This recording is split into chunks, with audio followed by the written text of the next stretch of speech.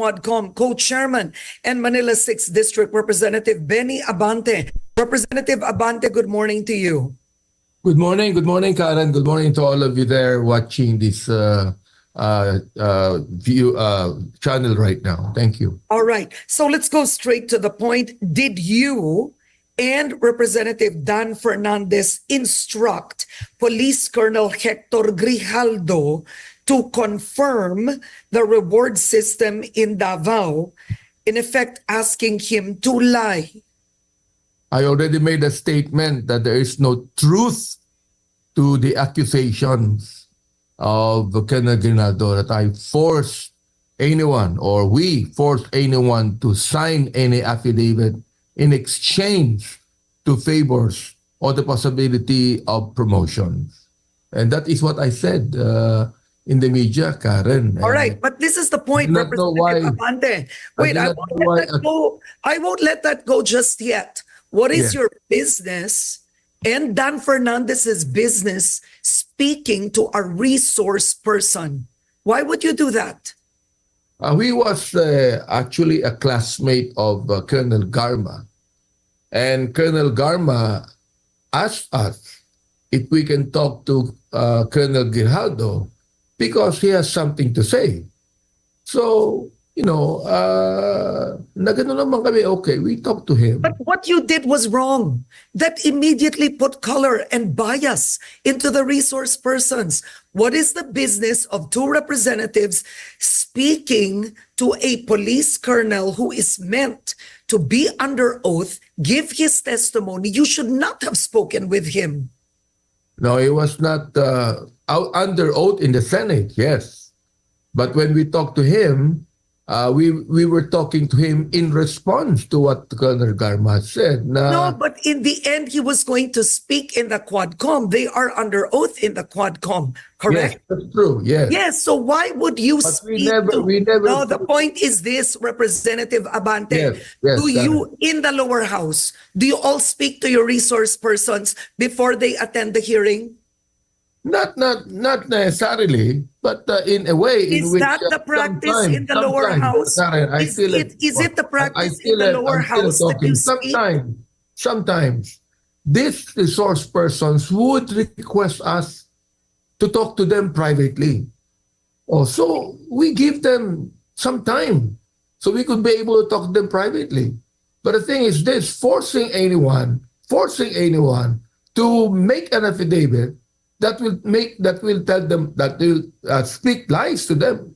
We don't do that, you see. Okay, but he did not say you forced him to make an affidavit. This was his testimony in the Senate. Number one, he said first that Congressman Dan Fernandez put the paper he was holding in the table at sinabi, yung paragraph na yun, no, yun ang affidavit ni Colonel Garma. Sinabi niya, ikumpirma mo na alam mo ang reward system.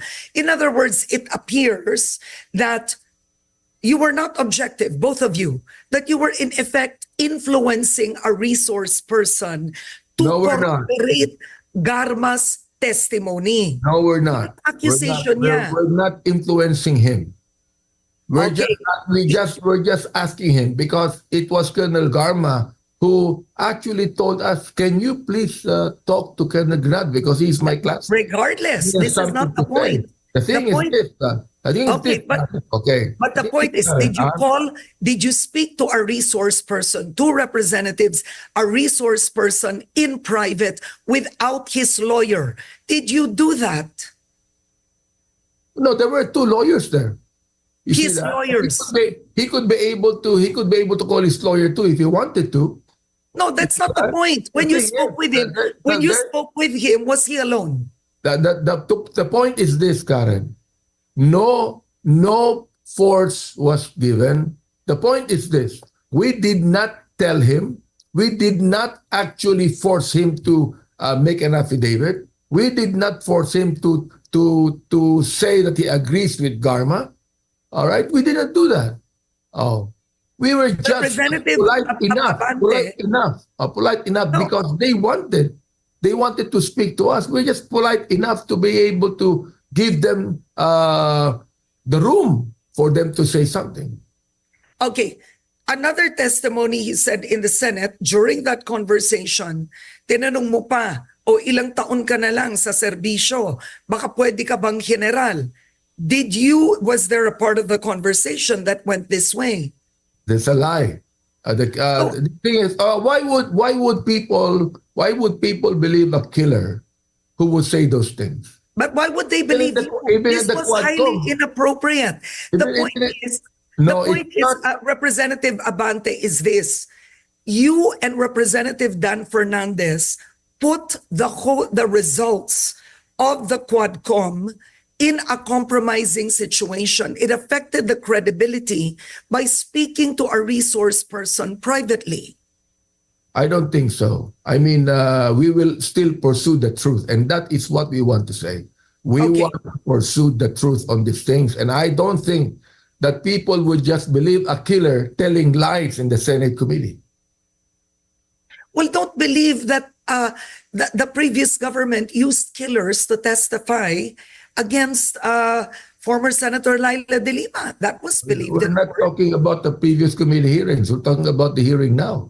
Okay, so my question is this. My question, no, Representative, if you're saying why believe the statements of a killer instead of yourself, why even use him as a resource person? If that's your argument, you said he's a killer, he shouldn't be believed. So why believe him in the Quad Committee hearing? We would like to find out the truth. Why is it that Colonel Garma changed their statement? Why is it that Colonel Leonardo said that there is still a reward system? I mean, we would like to ferret out the truth. Okay. Now I just said, okay, why would anyone believe a killer? But in our Quadcom meeting, we invite everyone. We invite all the witnesses that would tell us the truth on this. Now, if they will not tell the truth, they will still lie. It's up to them. We are here to investigate. We are not here to lie. At the end of the day, Representative Abante, why should the people believe now that what he told in the Quadcom hearing is true, that he knew of the reward system, and in the Senate, he would lie by saying that he was asked to confirm it and corroborate it? Karen, that is already expected. I mean, we know for a fact that anyone that would go to the Senate would perhaps change their statement. That is already expected, Karen. But why would he do that? What's in it for him? He's a police colonel. He doesn't want a promotion. If he wanted a promotion, possibly, he would have stuck with the story that he knew of the reward system, given the political environment today. But yet he goes to the Senate and risks actually by saying they asked me to lie. I don't know, but perhaps he's there to protect the president. Perhaps he's there to just agree with the president, with the former president. You see, we really do not know. We do not know what is in the mind of any person. We expect that to happen, you see. Okay, so you've denied it, so it becomes he said, she said. In this case, he said. But at the end of the day, looking at your actions and Representative Dan Fernandez's actions, have you learned a lesson not to speak with resource persons before a hearing? Perhaps, Karen. Perhaps in that way, we were taught a lesson. Sa amin lang, we're just giving them room. Okay? Walang anumang coercion dito. Walang anumang promise of promotion dito. We cannot even promise promotion. Who are we anyway? You see, we just want to let the people know the truth about the EJ case. Mas matindi ang EJ case, rather more than any statement of any police officer. Okay, but at the end of the day, by meeting with a witness, a resource person, you have two sitting representatives, you are co-chairman of the hearing. People can perceive that as undue influence. That's subtle pressure. I don't think so. That could be perceived as subtle pressure, influence. Remember, you are co-chairman of that committee.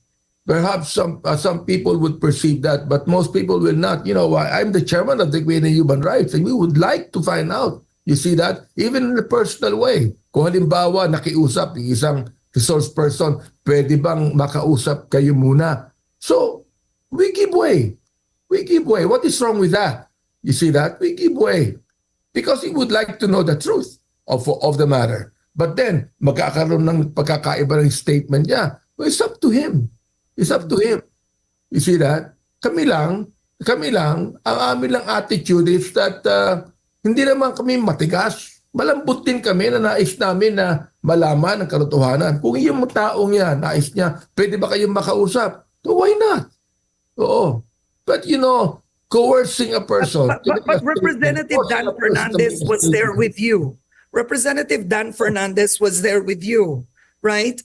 Yeah. And Colonel Grijaldo's statement was firm. Sinabi niya, he put the paper he was holding on the table. I believe he said this in Filipino, and he said, this is the statement you'll say. Tinuturo niya yung paragraph. This is Colonel Garma's supplemental affidavit. Just say you know the reward system. Ikumpirma mo lang. Kumpirma mo to. Hawak yung papel.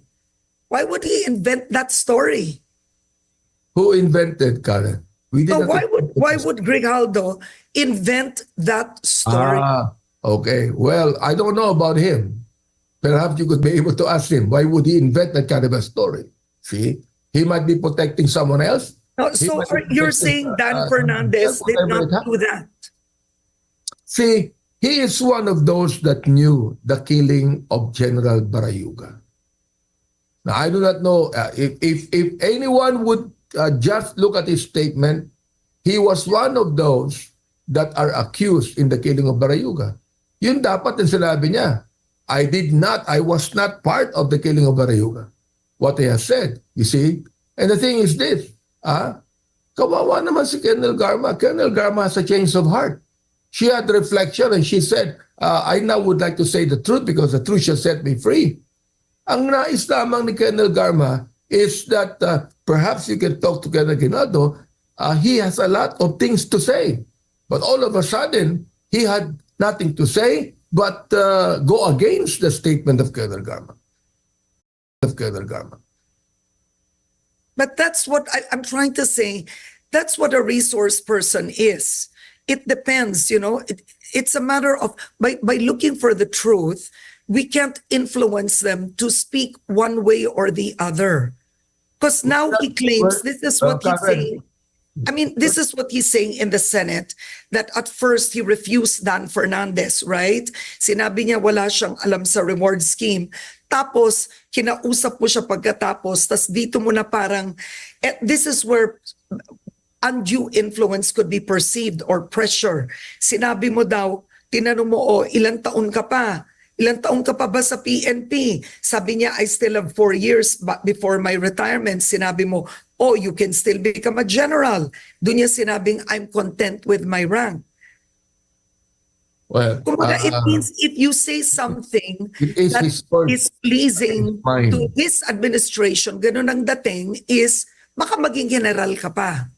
Well, talagang mangyayari yan, Karen. I mean, people will always try to excuse themselves or give reasons para baka wala sila sa investigasyon, para hindi na maimbitahan yan, para, para bang, any investigation in the Senate or the House, hindi naman nakakatuwa yan sa kanila eh.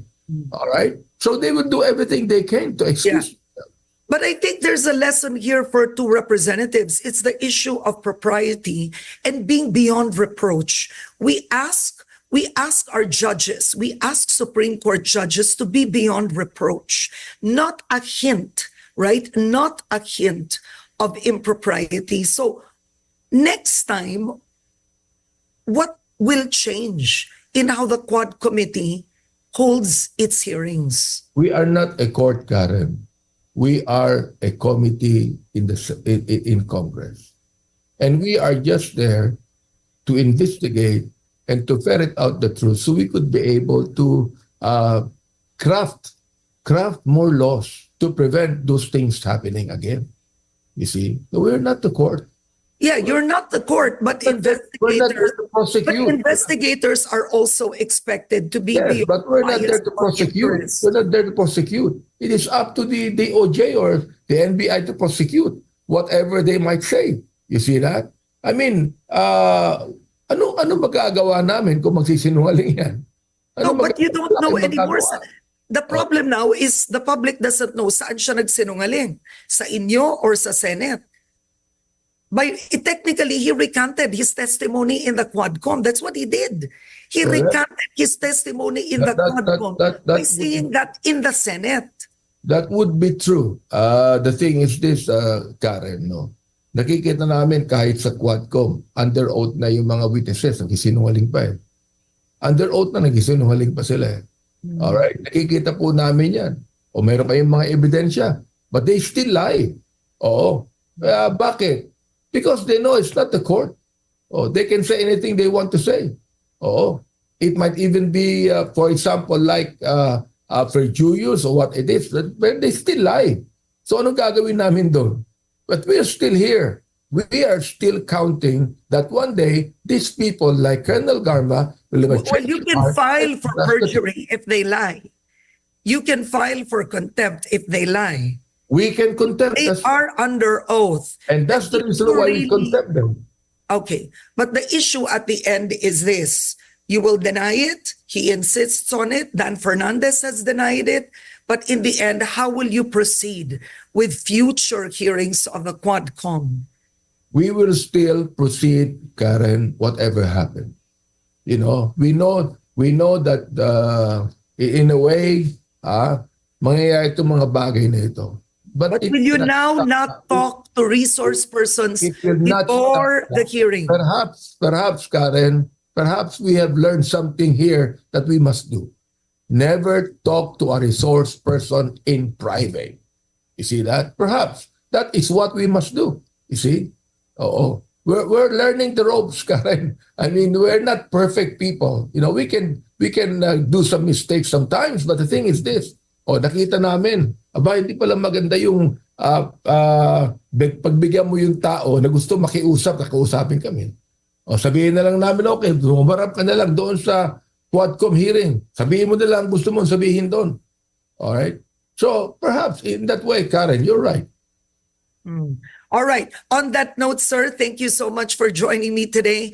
We'll be watching the Quadcom hearings. Mag-ingat kayo, sir. Thank you. Thank you, Karen. Thank you very much.